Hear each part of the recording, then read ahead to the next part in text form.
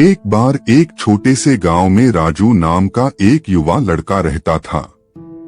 राजू अपने जीवन के सबसे बड़े मूल्य के बारे में जानने के लिए बहुत उत्सुक था। एक दिन उसे पता चला कि जंगल में एक भिक्षु रहता है और राजू उसे मिलने चला गया, जो अपनी बुद्धि और निर्णय के लिए जाना जाता था।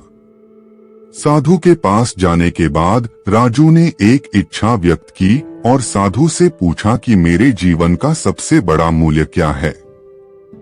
साधु ने उसे एक पत्थर दिया और कहा कि इसे ले जाओ और इसे बेचने के लिए बाजार जाओ। साधु ने यह भी कहा कि अगर किसी ने पत्थर की कीमत पूछे तो कोई शब्द मत बोलो, बस अपने हाथ की 2 उंगलियां दिखाओ। यदि वे आपसे मोलभाव करते हैं तो उसे ना बेचे, वापस लाएं।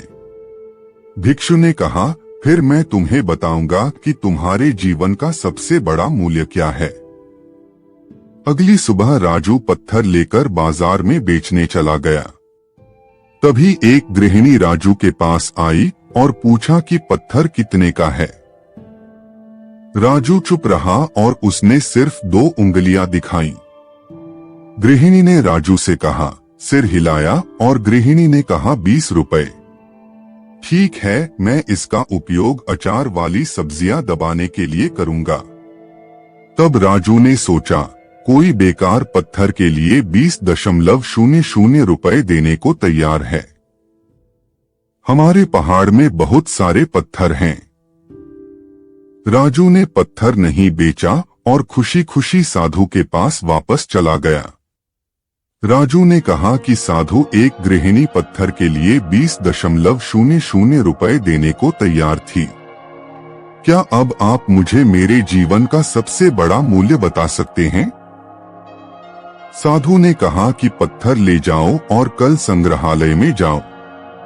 साधु ने यह भी कहा कि अगर कोई कीमत पूछे तो बोलना मत, बस फिर से 2 उंगलियां दिखा देना।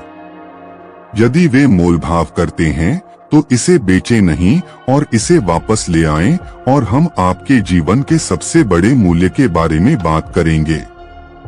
अगली सुबह राजू पत्थर लेकर संग्रहालय गया। हाय! संग्रहालय में पत्थरों के मूल्य के बारे में जानने के लिए भीड़ जमा हो गई। कुछ लोगों ने राजू से पूछा कि इस पत्थर की कीमत क्या है। राजू ने चुपचाप अपने हाथ की 2 उंगलियां दिखाईं। फिर एक व्यक्ति ने पत्थर के लिए 2000 रुपए की पेशकश की और कहा कि वे इसका इस्तेमाल मूर्ति बनाने में करेंगे।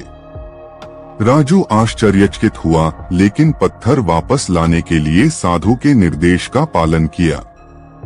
राजू वापस गया और बोला, साधु, आज किसी ने पत्थर के लिए 2000 रुपए की पेशकश की है।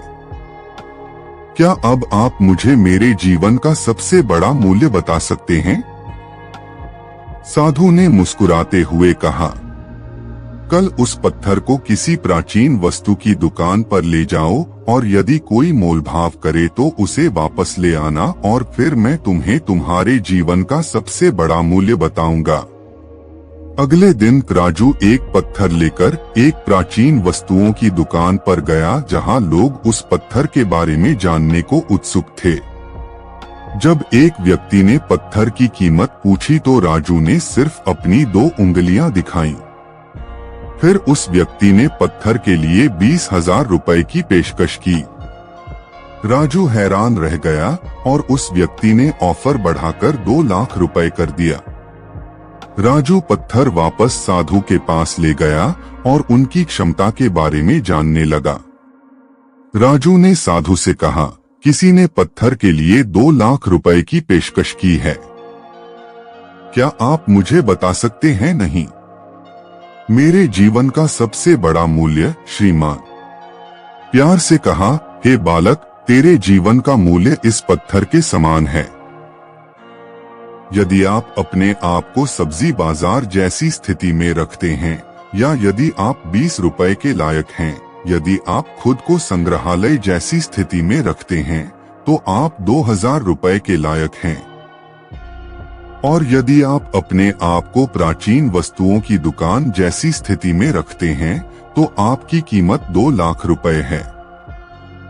तब साधु ने कहा, मेरे बच्चे, पत्थर को देखो और उसके बारे में सोचो कि अलग अलग मंच और स्थितियां उस बेकार पत्थर में अलग अलग मूल्य लाती हैं। पत्थर की तरह विभिन्न मंच और स्थितियां आपके जीवन में अलग अलग मूल्य लाती हैं। प्रिय दर्शकों, जीवन संभावनाओं से भरा है और हम सभी में अपनी यात्रा को आकार देने की शक्ति है। उस युवा लड़के की तरह हमें याद रखना चाहिए कि हमारा मूल्य पत्थर में तय नहीं है, बल्कि हम कहाँ खड़े हैं और हमारे द्वारा चुने गए विकल्पों के आधार पर बदल सकते हैं। कभी कभी हम ऐसी जगहों पर फंस जाते हैं जहां वास्तव में हमारी क्षमता की कद्र नहीं होती। पीछे हटना और खुद से पूछना महत्वपूर्ण है कि क्या हम सही जगह पर हैं, सही लोगों से घिरे हुए हैं, हम खुद को चमकने दे रहे हैं या हम आत्मसंदेह और भय की छाया में छिपे हुए हैं। हम से प्रत्येक के पास एक अद्वितीय उपहार, प्रतिभा या जुनून है जिसे पोषित किया जाना चाहिए और दुनिया के साथ साझा किया जाना चाहिए। लेकिन वास्तव में अपना मूल्य खोजने के लिए हमें पहले खुद पर विश्वास करना होगा। हम दूसरों से यह उम्मीद नहीं कर सकते कि वे हमारा मूल्य देखेंगे। वीडियो देखने के लिए धन्यवाद। कृपया मेरे चैनल को सब्सक्राइब करें।